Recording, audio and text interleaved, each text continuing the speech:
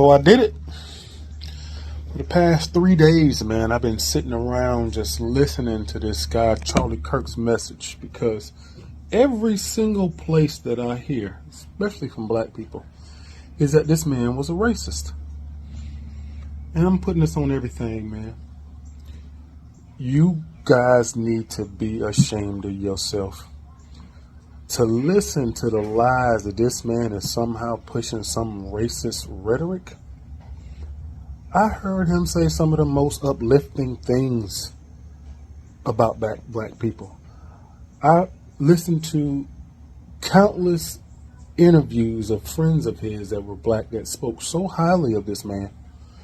And they talked about his cause as though it was the coming of Jesus. And the more I'm watching this, the more I tend to agree with it. This man's message was pure.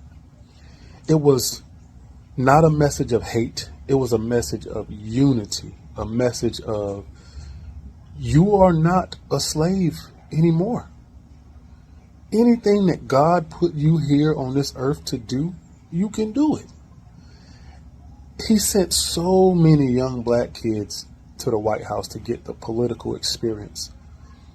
Man, I think I just barely scratched the surface as to what this guy's purpose was. But I'll say it, man. I said, I think we lost a good one. And the fact that he will go down in history as a racist by half of this country, man, I think that it's a shame. I really think it's a shame. I pray for us, and I hope that we heal, man, because the people who push this, the fact that they know that you won't go and check, and they can just say that anybody's racist, and they know that you are not going to go and check. They got you, man. They got us all, actually. This country could be so much better, man. So much better. But power and greed, I'm telling you, it's something else. He is absolutely right. This country could be so much better. There are so many people, that have this unforgiveness for past wrongs of our nation. And a lot of these people have never left the nation. So they think that, hey, America is just lockstep 100% the worst place on the planet, the most racist country, in the world. And most of the folks that say things like that, they ain't been nowhere. They haven't. And even if you go on to travel and maybe you spent that little bit of time in those little tourist areas, try to move over there and see how that works for you. Even into some of the African nations, and see what happens and see how these people look upon you. Charlie Kirk wasn't a racist. Telling people the truth, especially when it comes to telling black people the truth, they don't want to hear it. And they don't want to hear from a white person, a black person, an Asian person, a Hispanic person. They don't want to hear it at all. I watched a video the other day. It was like, hey, who can hold the black community accountable? The answer is no one. Because the first time you start to do so, if you're white, you're racist. If you're black, you're a sellout. If you're Hispanic, you don't know what you're talking about. And the Asians, they don't care because they too busy building their community, building their families, and getting money. It's crazy. Like, share, subscribe to the channel. Charlie Kirk said that our community, the black community, was doing better before desegregation happened in America. We were doing better than in the 1940s and the 1950s culturally than we are doing today. And I think that what many people heard is that we should have never had civil rights or we should have never been desegregated. And that's not what he was saying. He was saying if our community, the black community, was on our way to a black renaissance, that we were known for, I actually Googled it so that I could read this for you. Despite legal discrimination, the black community was known in the 1940s and 50s before desegregation for strong families, high marriage rates, tight-knit neighborhoods, deep faith, strong social codes, manners, dress, and dignity, not as assimilation, but as a form of pride. And I'm curious if you were honest with yourself, if you could say that that is what the Black community is known for today. No, that is not what the Black community is known for today. And for anybody watching the channel, do you agree with her? Do you agree? You know that, or do you disagree? Do you think the Black community is known for something else? Let me know in the comment section. There's something called Black fatigue, and I think a more accurate term is ghetto fatigue, because ghetto fatigue sees no race, just like excellence sees no race and is available to everyone. And that's what Charlie said so many times. And there has been a culture problem in the Black community. And it's something that it's hard to address because not enough people are honest about it. And white people are immediately called racist if they have ghetto fatigue, even though it's very obvious. Google a Carnival cruise. Google, look up why people have ghetto fatigue. And it's because our behavior, our sense of entitlement, our demand that other people pay debts that they didn't owe us in order for us to be able to succeed is exhausting. Being around people in certain parts of the Black community is exhausting. And that seems really mean. And I'm going to get a lot of hate comments, probably from Black people, which is what most of my hate comments have been so far. She's right, though. I can't stand to be around weak men who are begging people to do something for them. And I know some of you guys are going to get in the comment section, a debt's owed, but not one of y'all are funding any candidates. Not one of y'all are funding a PAC, a super PAC, to get the agenda pushed to the front. None of y'all. It's just a bunch of talking. It's just a bunch of lip service. And most of y'all ain't going to do a daggone thing. And it will be another 50 years to 100 years. And people will still have this same grievance. And they're going to miss the boat once again on another industrial revolution that is taking place. And instead of saying, you know what? Yeah, I know our forefathers went through something, but I am going to honor them by building strong communities. I'm going to take care of my family. I'm going to take this education seriously. I am going to start businesses in our communities. I am going to get out here and not beg for my piece of the American pie. I'm going to take it. I'm going to outcompete for it. There's too many people out there that will tell you that white man bad, but those are the same people that will tell you the white man got to give us some money. It's ridiculous. It is ridiculous. And I have no respect for those people. And it is exhausting to hear. About how I'm self-hating and how I'm an Uncle Tom and how I've had privilege, which is why I'm not in that situation and I don't get it, even though none of you know my story or my life. But what it comes down to is that we have a culture issue in our community, in the Black community. And Charlie Kirk very clearly stated that we were capable of excellence, that we have so much potential and so many opportunities ahead of us. And I think we're obsessed with there's a meeting in the woods of all the Klansmen and they're out to get us. I got so many articles of people saying that people were threatening the Black community after Charlie Kirk's assassination. They don't have to hunt us. We hunt ourselves. They don't have to shoot us in the streets. We do it ourselves. They don't have to oppress us. We oppress ourselves. And so I think we have to get real in the Black community about what the real issue is. And right now it's us. She's absolutely right.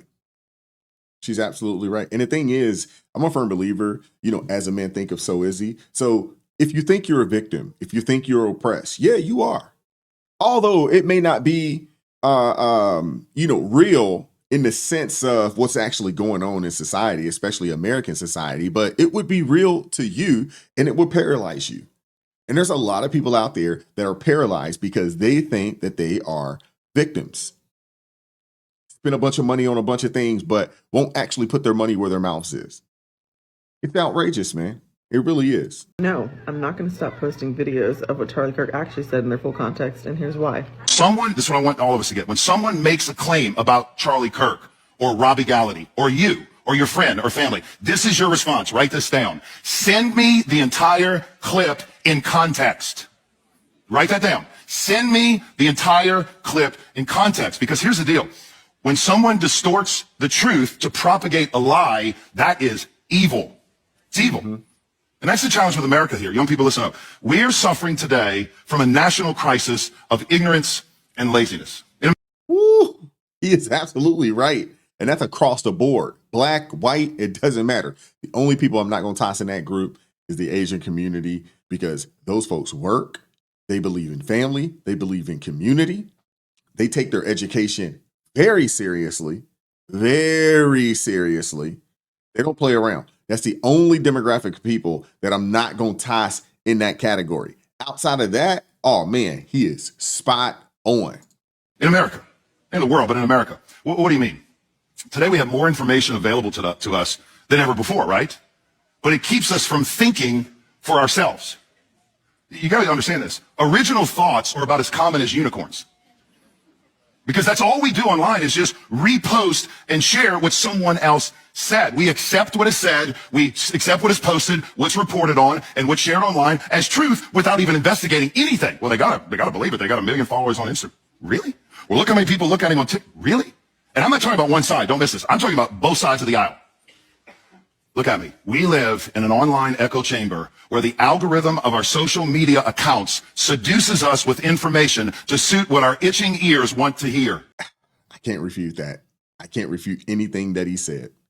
I'm one of those kind of people. That's the reason why, I promote ground news on this channel, and I like ground news. I like to hear the thought process of both sides. I like to get the facts, and I like to hear what's going on from the right. I like to hear what's going on the left. Even, in this day and age, where yes, I am a follower of Christ first. I am a husband, I am a father, second and third. I am a conservative. And that's way down the line. But I'm one of those kind of people that I want to do my own research. I want to do my own due diligence, and I want to come up with my own idea. Now, because of that, a lot of people, they may or may not agree with what, I have to say. And that's okay. But my hopes is that with you disagreeing, it's not a sense of where you want to argue or fight. It's that, hey, we can have a conversation, or we can get to a point where we have a conversation and we agree to disagree without the name calling and without all that other kind of stuff, because that stuff doesn't help anything. It doesn't help anything. When you call someone a sellout, when you call someone, a clown, when you say these people aren't smart because they think the way that they think, that doesn't help anything. It doesn't push the conversation forward. It actually divides us even more. So I agree with this guy. I think that we should listen to both sides and make a honest, what's the word I'm looking for? Make a honest opinion based on what we hear from both sides and based off of what our beliefs are. And if we were able to do that, I think we'd be a whole lot better. But he's absolutely right, man. There's too many people in echo chambers, and that's on the left and on the right. Real quick, I got to do a follow-up on that video I did about President Trump giving the $500 million. This is how ignorant and so stupid those in my community, the black community, are. Y'all sitting up here have spammed and tried to say, Joe Biden promised $17 billion. Joe Biden promised $17 billion. Joe Biden promised $17 billion September the 25th, 2024. What was going on September 2024? Huh? What was going on when Joe Biden promised to give black folk that money? Those black colleges, what was going on? Oh, the 2024 election, and they was bringing out Barack Obama to insult black men because black men had problems with Kamala Harris. They didn't want to vote for her. Now, yes, eventually they, of course, came home like all do, but they was hearing that. So Joe Biden, who took office 2021, could have did this. He didn't. Timing is everything, right? Ain't all money ain't good money. So what do you call it when somebody waits till it's a month before an election, literally 2 weeks before people started early voting, to give you something? What do you call that? Donald Trump did it September 2025, the not even first year of his presidency. So Donald Trump gave 500 million, is giving, and it's it right now. Not even in office for a year yet.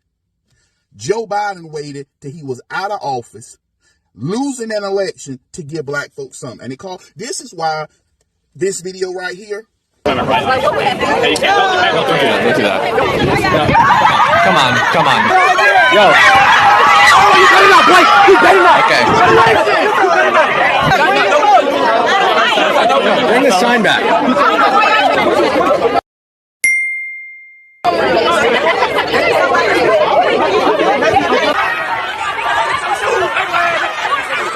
You see black folk can't handle a debate. You see black folk really can't handle a debate. That's HBCUs when people try to set up a debate to debate the facts. Black folk can't handle it. And this is why we are always behind, and we will always be behind, because the Democrat Party recognizes us for what we are: stupid. Sheesh. I can't even refute it, because I did a video on it, and if you haven't watched it, y'all got to go check it out, man. It's a solid panel conversation around what happened at Tennessee State University, and he's absolutely right, man. It was a piss poor representation of HBCUs. And, a lot of folks said that, hey, these folks, they're not ready for a debate. They're not emotionally mature enough, to have these types of conversations. And I'm like, wait, they're receiving tons of money from the federal government. This is a public institution, and they should be able to express themselves without it going to fisticuffs, violence, or theft. But there are so many of these young people that are brainwashed by the Democrat Party and this organization. They have been the detriment to the black population in this country, dating back to the early or mid to late 1800s. And the fact that you have people in lockstep with these people, I mean, honestly, it's almost a form of Stockholm syndrome to an extent. You can't stand them, but you can't stand not to be around them. It is insanity. My God. I've been a Democrat all my life. All my family been a Democrat all their life. And this BS shit with Charlie Kirk and everybody acting stupid and don't care about this man's life and his family life, I'm done with you. You know what I'm saying? A little boy that got a Secret Service, little black kid, where Trump had a little inauguration, whatever that event was he had, and you guys didn't stand up for him. I'm sick of, man, what the f*** is the matter with you guys? From this point on, I'm done with it. I'm leaving the Democratic Party. That don't make no sense. You guys are tyrants. And it just don't make no sense. You know what I'm saying? So you guys need to wake up, because you're going to lose your party. They've lost it. And I'm glad to see brothers like this. That beard is I'm loving the beard. I love it. But they lost it, man.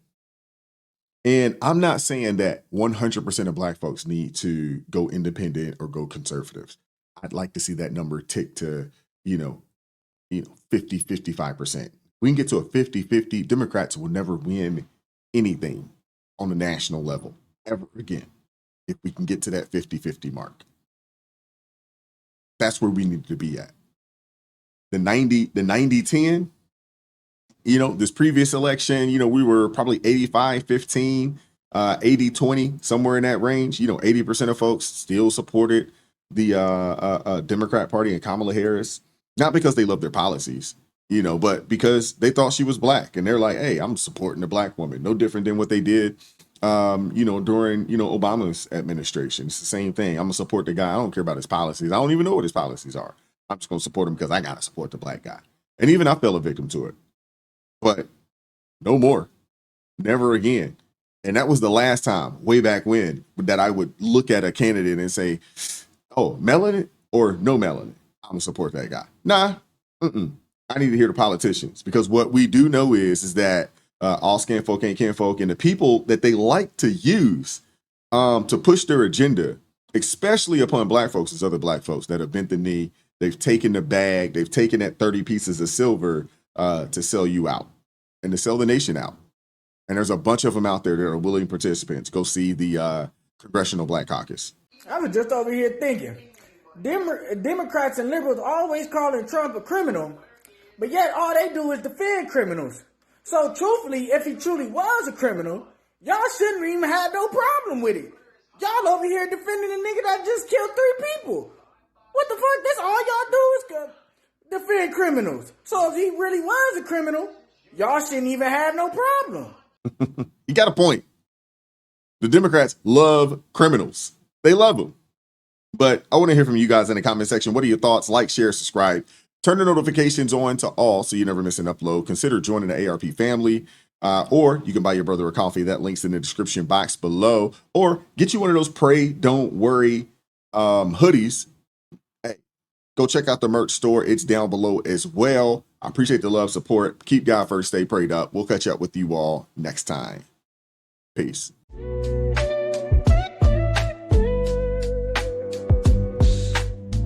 Vibes so raw, can't hide the truth. Words so sharp.